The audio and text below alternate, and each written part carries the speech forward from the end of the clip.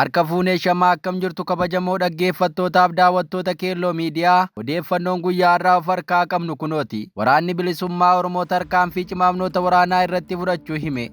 Waraanni bilisummaa Oromoo tarkaanfii cimaamnoota waraanaa mootummaa irratti fudhachuun loltoota mootummaa hedduu du'aa fi madoon adabuu isaa ibseera. Haala kanaan waboon zooniin ba'aa godina Harargee lixaa Ancarii fi Gubbaa Qorichaa keessatti tarkaanfii fudhachuu hime. Waboon tarkaanfii gaafa Bitooteessa 30 bara 2026 aanaa Ancara Raddaa 20 iddoo addaa Waacituu jedhamutti fudhate kanaan loltoota mootummaa hedduu du'aa fi madoon adabeeraa jedha. Haleellaa waboo kana hordofee humnoota bilchiginnaa gaafa Bitooteessa 31 bara 2026 birmannaaf imalaa turan aanaa Gubbaa Qorichaa magaalaa Sireetti haleeluun loltoota mootummaa 9 battalatti ajjeesuun 4 ammoo harkaan qabuun booji'uu isaa himeera. Gama meeshaatiin ammoo qawwee keemmii 9 fi bireenii 1 irraa hiikkadheeraa jedha.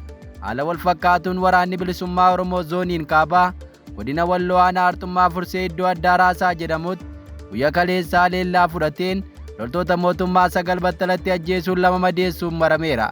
Waraanni bilisummaa Oromoo tarkaanfii fudhatu cimsee itti fufuun magaalaa Finfinneetti dhiyaatee lola jabaa gaggeessaa jiraachuu isaa irra deddeebiin ibsa. Oduu keenya birootiin dhalattoonni Oromoo magaalaa Londanitti hiriira mootummaa Itoophiyaa balaaleffatu gaggeessan. Lolli furmaata seenee ka dinagdee biyyattii laamsessaa jiru gaaga'ama ulfaataa geessisuu isaa ilmaan Oromoo karaa adda addaa himaa jiran. Mootummaan Itoophiyaa sarbama mirgaa hamaa raawwataa jiraachuu fi gaaga'ama hamaa mirgoota dimokiraasii irraan gahaa akka jiru UK'tti hiriira ba'uun ilmaan Oromoo himan. Dhalattoonni Oromoo Yuunaayitid Kiingidam magaalaa Londanitti walitti qabamuun gochaalee mootummaan Itoophiyaa raawwataa jiru balaaleffachuun hiriira guddaa gaggeessaniiru jedhame. Hiriirtonni kunneen sagalee isaanii addunyaatti dhageessuun qabxiiwwan ijoo armaan gadii irratti xiyyeeffachuun dhaadannoo dhageessaniiru. Kunis mootummaan Itoophiyaa jechaa hidhaa seeraan alaa saamichaa fi dararaa raawwachaa jiru akka dhaabu cimsanii gaafatan. Namoonni sababa ilaalcha siyaasaa isaaniitiin qofa hidhamanii jiran hatattamaan akka gadhiifaman hiriira kanaan gaafatameera. Dabalataan daangaan naannoo Oromiyaa kallattii garaagaraatiin sarbamaa jiraachuu fi kanaan wal qabatee miidhaan uummata irra gahaa jiru akka dhaabbatu hubachiisaniiru. Hiriira kanaan ilmaan Oromoo dhaabbileen idil addunyaa gochaa kana callisanii ilaaluu dhiisanii mootummaa Itoophiyaa irratti dhiibbaa barbaachisu akka taasisanis gaafatame. Hiriirri kun ammeenya mootummaan Itoophiyaa ilmaan Oromoo fi Oromiyaa irraan gahaa jiru addunyaatti agarsiisuuf qophaa'e ta'uu qindeessitoonni himaniiru. Hiriirri kun ilaalcha sobaa caasaaleen mootummaa biyyattii ka bulchaa jiru Oromoo akka ta'etti addunyaatti himuu barbaadan guutummaan laamshessuu danda'a jedhameera. Waa'ee bulchiinsa Itoophiyaa ammaa bifa haaraa ta'een biyyooti addunyaa akka hordofan taasisa jedhamuun abdatame.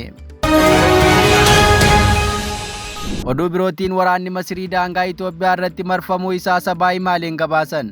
Waraanni Masirii daangaa Sudaan naannoo hidha haaromsaa guddaatti dhoksaan marfamee ture akka jiru gabaafame. Kutaan waraanaa Masirii kan naannoo Naayil Biluu keessatti bakka Saalii jedhamutti haguuggii waraanaa Jeneraal Alburhaan jalatti kan argamu yoo ta'u loltoota 640 kan of keessaa qabudha jedhame. Humna deebii saffisaa yookaan Rapid Support Force Jeneraal Emeetii fi sochii bilisummaa uummata Sudaan kan marfame akka ture Sudaan Times gabaaseera. Golamni kun kan raawwatame erga waraanni idilee Sudaan naannoo sana keessaa ba'ee booda yoo ta'u gaaffiin qondaalonni Masirii karaa nagaa akka ba'an dhiyeessan fudhatama dhabee jedhame. Humni deebii ariifataa kun loltoonni Masirii akka harka kennatan ajajee yoo hin kennine tarkaanfii akka irratti fudhatu dhaadateera. Masiriin deeggarsa Jeneraal Alburhaaniif goote jijjiirraa loltoota ishii daangaa irratti warqee albuuda baasuu irratti bobbaatee akka jirtus gabaasichi ibsa. Itoophiyaan garee Rapid Support Force ka Sudaan keessa mootummaa jala dhaabbataa jiruuf mooraa leenjii laatte jedhamuun Reuters gabaasuun kan yaadatamu.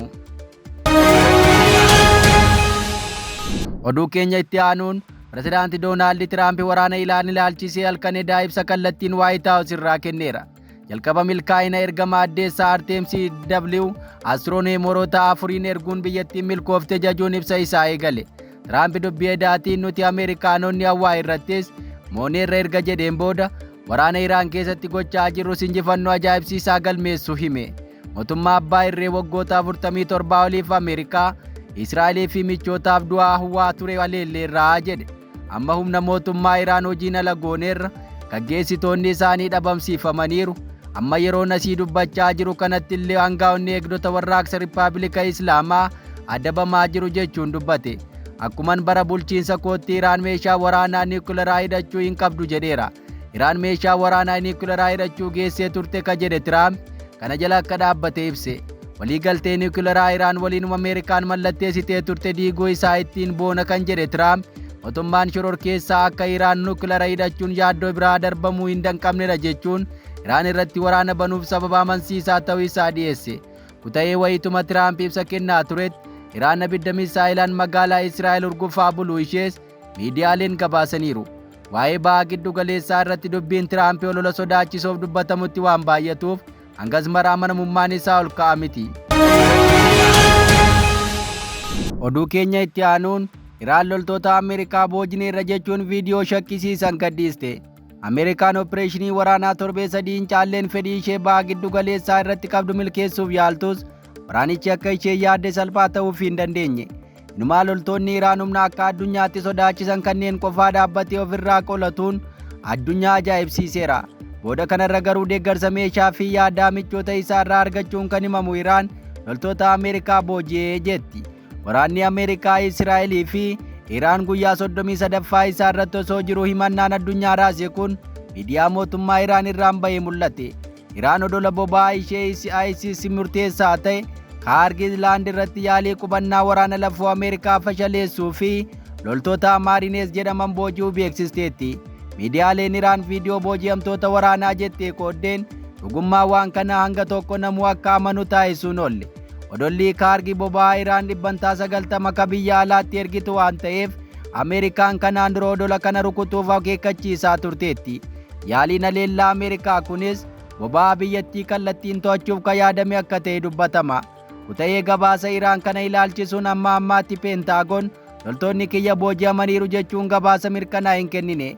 Dubbiin kun waraana xiinsammuu yookaas propagaandaa ta'uu dhugaas ta'us miidiyaaleen walabaan waan mirkanaa hin qabu. Odola kaargii ulaa Hormuz dhiyootti kan argamu yoo ta'u, cufachuu ulaa Hormuziin wal qabatee akka addunyaan sodaan guddaan uumameera. Akka xiinxaltoonni jedhanitti Tiraamp waraanni karooraan ala bahee adeemaa jira jedhu. Biyyoonni lamaanuu bu'uuraalee misoomaa kanneen akka kuusaa boba'aa wal jalaa haleeluun isaanii ammoo balaa akka addunyaatti uummata qaqqabu ta'uu mala jedhamuun yaadda'ameera. Kuta'ee akkuma miidiyaaleen Iraan gabaasaa jiran loltoonni Ameerikaa booji'aman taanaan pirezidaantii Ameerikaa Doonaald Tiraampiif qaanii guddaadha jedhame. Oduu keenya itti aanuun Israa'elii fi Ameerikaan warshaalee sibiilaa Iraan rukutuuf gabaafame. Lola ba'aa giddu galeessaa keessatti babal'achaa jiruun wal qabatee haleellaa qilleensaa Ameerikaa fi Israa'eliin raawwatame warshaalee sibiilaa gurguddoo Iraan irratti miidhaa guddaa geessisee jedhan. Haleellaa warshaa Moobaarkii Isfaahaa irratti fudhatame haleellaa jabaa fi ulfaataa ta'uu isaa Doche Velee dabalatee miidiyaaleen idil addunyaa gabaasaa jiru. Miidiyaaleen biyya keessaa Iraan akka gabaasanitti dheengadda galgala haleellaa qilleensaa kanaan warshaa sibiilaa Moobaar akka magaalaa Isfaahaa keessatti argamu irratti miidhaan suukanneessaan ga'eera. Warshaan kun jimaata darbe haleellaa wal fakkaatuun kan rukutame yoo ta'u, ammas irra deebiin rukutamuu isaa himuun dhaabbilee oomishaa biyyattii keessatti gaaga'ama guddaa uumamuutti ibsan. Haleellaan kun kaleessa eebila 1 bara 2026 raawwatamuu isaa maddeen himaniiru. Haleellaa kanaan wal qabatee humnoonni eegdota warraaqsaa Iraan tarkaanfii haaloo ba'annaa akka fudhatan ta'uu dhaadataniiru. Iraan warshaalee alumineemii biyyoota Baahireenii fi kan Yuunaayitid Arab Emireetis keessatti argaman kanneen waraana Ameerikaa waliin hidhata qabu jedhamanii amanamu irratti haleellaa diroonii fi misaayilaa raawwachuu beeksisteetti. Warshaalee sibiilaa Israa'elii fi Ameerikaan haleeluu himan kun lixa Iraan akka bakka Isfaahaa jedhamutti kan argamu ta'uu himameera. Gama kaaniin haleellaa ishee irra ga'eef biyyoota ollaa kan himattu Iraan haleellaa haaloo ba'annaa hedduu raawwachuu itti fufteetti. Olloonni koo dahannoo diinaa ta'uun hogganoota koo akka nabuna taasisaa jiru ka jettu Iraan biyyoota ollaa ishee ta'an kanneen michuu amanamoo Ameerikaatti jettee yaaddu jalaa bu'uuraalee misoomaa barbadeessuu jabeessiteetti. Akka kanaan Qaatar magaalaa Dohaa keessatti misaayiloonni Iraan dhaabbilee boba'aa irratti haleellaa raawwachuu dubbatteetti. Iraan kibxata darbee bakka boba'aa galoo galaanaa Qaatar keessatti argamuu fi buufata boba'aa buufata xiyyaaraa idil addunyaa Kuweet keessatti argamu irratti haleellaa raawwatteetti jedhame. Ministeerri raayyaa ittisa biyyaa Qaatar kibxata darbee akka beeksisetti dhaabbati boba'aa haleellaan irra ga'e kun misaayila 3 Iraan irraa dhukaafameen ta'uu ibseera. Haa ta'u malee waraanni Qaatar misaayila kana keessaa 2 rukutuun kashafsiisuu danda'us kasadaffaa humna ittisaa bira darbuun miidhaa kana qaqqabsiisuu isaa himaniiru. Egaan kabajamoo dhaggeeffattootaaf daawwattoota keenyaa Odeeffannoon ammoo farkaa qabnu kanan gammaa dhaggeeffattan ture. Qophii hafee waliin turtii gaarii.